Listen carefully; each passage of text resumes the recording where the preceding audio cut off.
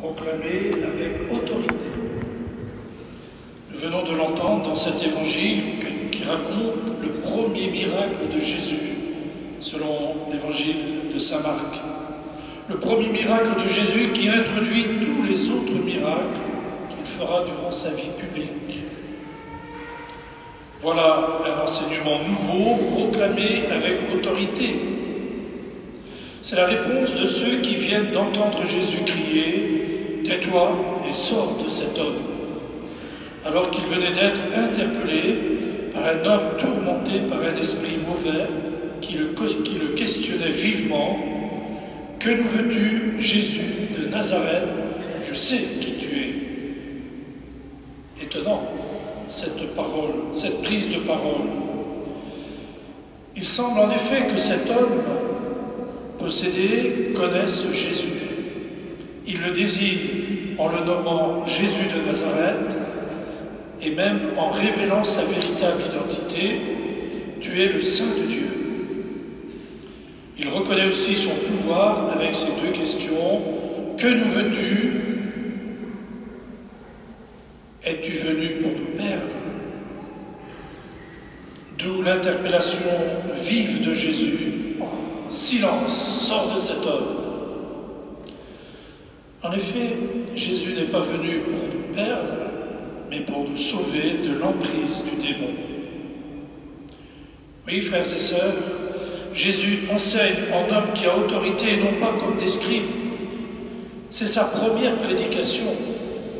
Jésus commande même aux esprits impurs et ils lui obéissent. Sa principale préoccupation est précisément de communiquer la parole de Dieu avec la force de l'Esprit Saint. Non seulement il enseigne, mais il agit avec autorité en interpellant vivement l'esprit impur qui tourmente cet homme. En parlant avec autorité, Jésus révèle qu'il est la parole de Dieu, parole de vie pour notre vie, parole à écouter, à accueillir et à annoncer. Frères et sœurs bien-aimés, en contemplant le geste de Jésus qui guérit le cœur de cet homme, réjouissons-nous avec ceux qui ont demandé à se préparer au baptême et qui aujourd'hui font leur entrée en catéchuménat. C'est la première étape liturgique de l'initiation chrétienne.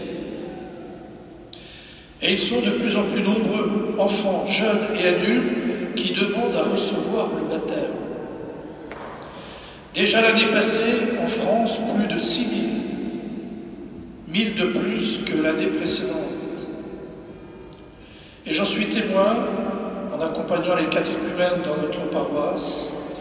Ils sont 13, 14 depuis cette nuit, mais il y en a un qui m'a téléphoné hier soir à 9h30 pour s'inscrire, pour préparer le baptême.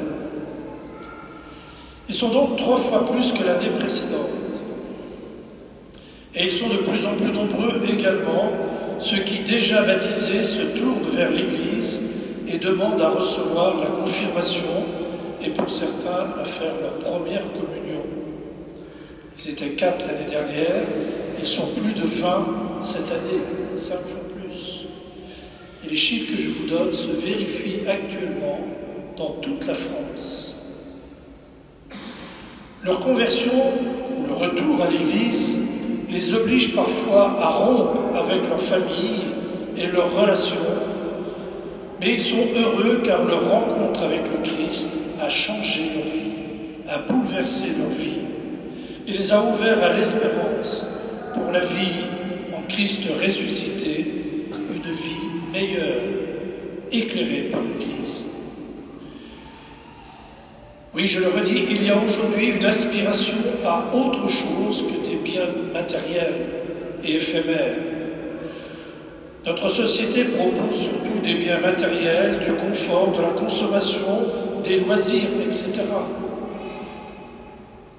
Alors qu'on ne semble pas se préoccuper de l'une des dimensions de la vie humaine, la vie spirituelle, au sens large d'abord, et bien sûr au sens religieux. Notre société propose surtout des biens de consommation. Or, les jeunes ont toujours été généreux. Ils aspirent à donner le meilleur d'eux-mêmes pour les autres. Et j'en suis témoin en voyant de plus en plus de jeunes tout quitter, quelquefois à la surprise de leurs propres parents, pour s'engager dans une œuvre humanitaire où ils se donnent pour les autres, pour le service des plus défavorisés, en France ou ailleurs. Nous en sommes témoins également avec les 18 séminaristes qui se préparent à devenir prêtres dans notre diocèse, dont notre diocèse a besoin particulièrement dans nos campagnes. Alors, ce matin, je vous invite à rendre grâce à Dieu, parce que notre paroisse devient missionnaire. Elle le sera encore plus si chacun devient disciple missionnaire auprès des enfants, des jeunes et des adultes. Et c'est ce que les catéchumènes attendent de nous. Bien sûr, éclairés par la parole de Dieu, ils vont continuer de découvrir qui est Jésus, qui enseigne, qui parle avec autorité et qui guérit. Ils vont continuer de s'enrichir par les catéchèses et les liturgies qui leur permettent non seulement de mieux connaître le Christ, mais aussi de vivre une vraie rencontre avec le ressuscité. Ils ont besoin de nous, frères et sœurs paroissiens. Vous avez un rôle important d'accueil des catéchumènes, de prière pour les catéchumènes. Il faut les porter dans votre prière quotidienne. Votre manière de les accueillir, de les rencontrer, de les porter dans votre prière, enrichira toute la communauté paroissiale. Et j'en suis sûr. L'accompagnement des catéchumènes et leur présence parmi nous ravivera notre joie de croire, notre bonheur de servir et d'espérer en Christ ressuscité. Oui, Jésus continue de nous parler et d'agir avec autorité, afin de nous libérer de nos peurs, de nos esprits mauvais, de nos gémissements parfois, et de ceux qui nous rend esclaves de nous-mêmes, nous empêchant de prendre notre part, toute notre part, à la mission de l'Église. N'ayez pas peur d'ouvrir votre cœur à la parole de Dieu, parole vivante, dans le cœur du Père, vivante dans les cœurs remplis de foi et d'amour, parole vivante qui guérit et qui relève.